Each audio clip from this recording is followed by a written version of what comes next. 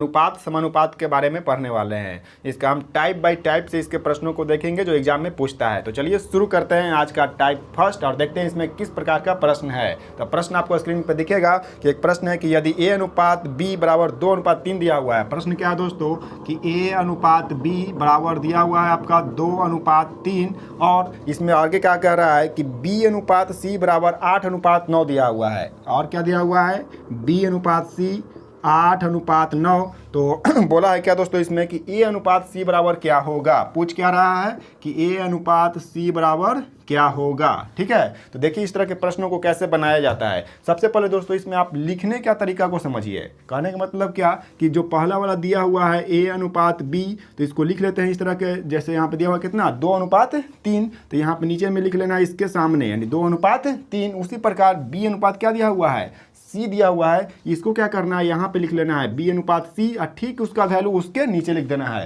यानी जो वैल्यू दिया हुआ उसके नीचे अनुपात को लिख देना है। सबसे पहला काम यही करना है दोस्तों।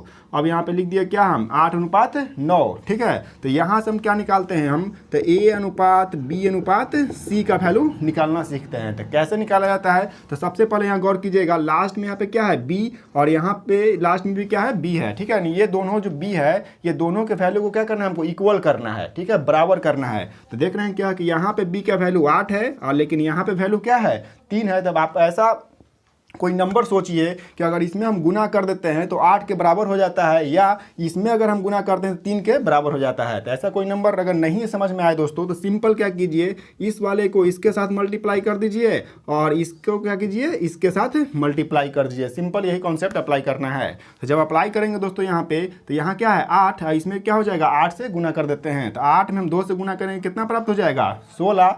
उसी प्रकार यहाँ अनुपात लिख देना है और 8 में 3 से करेंगे तो क्या हो जाएगा 24 हो जाएगा। अब जस्ट यही 3 से क्या करना है इसमें अप्लाई करना है यानी मल्टीप्लाई करना है। तो 3 में 8 से करेंगे तो कितना प्राप्त हो जाएगा 24 प्राप्त हो जाएगा। और उसी प्रकार 3 में फिर 9 से करेंगे दोस्तों तो कितना हो जाएगा 9 तिहाई 27 हो जाएगा। तो ये जो वैल्यू आपका निकलेगा दोस्तों वो क्या निकल जाएगा a अनुपात b अनुपात c का मान निकल जाएगा। अब यहाँ प्रश्न क्या पूछा था, कभी कभी ये भी प्रश्न पूछता है तीनों का वैल्यू यानी a अनुपात b अनुपात c का, तो आसानी से आप यहाँ से इसको आंसर कर सकते थे। लेकिन यहाँ प्रश्न क्या पूछा है कि a अनुपात c, तो a का वैल्यू देखिए कितना है 16 है और c का वैल्यू कितना है 27 है। तो यही इसका क्या हो जाएगा आंसर हो जाएगा यानी 16:27। तो इस तरीका से आप जो भी प्रश्न इसमें अगर बनेगा कि a अनुपात c पूछ रहेगा या a अनुपात b अनुपात c बराबर क्या होगा तो आप आसानी से ऐसे निकाल सकते हैं। इस तरह से टाइप 1 का ये प्रश्न है दोस्तों। नेक्स्ट प्रश्न अगर देखते हैं हम यहाँ पे एक प्रश्न और, तो यहाँ पे क्वेश्चन क्या है कि आपको क्वेश्चन दिखेगा वहाँ स्क्रीन पे कि a अनुपात b बराबर कितना है 3:4 दिया हुआ है। क्वेश्चन में क्या हो गया यहाँ पे कि ये जो वैल्यू है वह 3:4 के बराबर है। ठीक है, यानी ये जो वैल्यू a अनुपात b हो जाएगा दोस्तों वह कितना के बराबर है 3:4 के बराबर है। और b अनुपात c जो है वह 2:1 के बराबर है।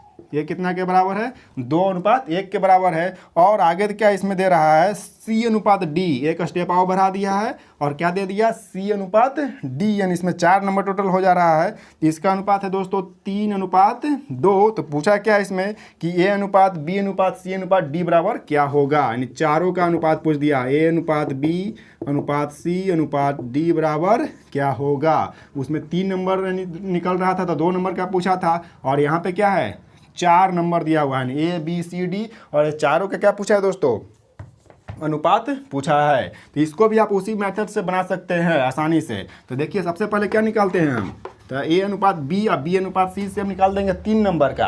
3 नंबर करने का मतलब क्या a b और c का रेशियो। तो देखिए a अनुपात b कितना दिया हुआ है लिखिए उसको सेम वही तरीका से लिखना है। तो क्या है यहाँ पे 3:4। उसी प्रकार b अनुपात c का देखते हैं तो वो कितना दिया हुआ है 2:1। तो यहाँ से क्या निकालने के लिए हम इसे पहले सीखे थे तो a अनुपात b अनुपात c कैसे, तो ये वाला और ये वाला को क्या करते थे हम बराबर करते थे। तो कैसे बराबर किया जाता है तो यहाँ देख रहे हैं कि 4 है और यहाँ पे क्या है 2 है। तो यहाँ तो 4 है लेकिन अगर इसमें हम क्या करते हैं 2 से अगर गुना कर देते हैं तो ये भी क्या हो जाएगा 4 के बराबर हो जाएगा। तो सिंपल क्या कीजिए इसमें 2 से गुना कर दीजिए और इसमें कुछ से गुना नहीं करना है। तो यहाँ पे क्या होगा a का वैल्यू जो होगा वह 3 के बराबर ही हो जाएगा, जस्ट का जस्ट रह जाएगा अनुपात। और यहाँ पे b में 2 दूनी कितना हो जाएगा 4, या यहाँ 4 है तो वही लिखिए 4 और यहाँ 2 में 1 से करेंगे तो कितना हो जाएगा 2 हो जाएगा। तो यहाँ से देखिए दोस्तों किसका वैल्यू हम निकाल चुके हैं a अनुपात b अनुपात c का वैल्यू कितना के बराबर है 3:4 अनुपात 4:2 के बराबर है। और एक चीज़ देखिए यहाँ पे और क्या दिया हुआ है, C/D, यानी यहाँ पे हम देख रहे हैं क्या कि C/D का वैल्यू कितना दिया हुआ है, 3:2। अगर यहाँ पे देखते हैं तो C का वैल्यू कितना के बराबर है दोस्तों,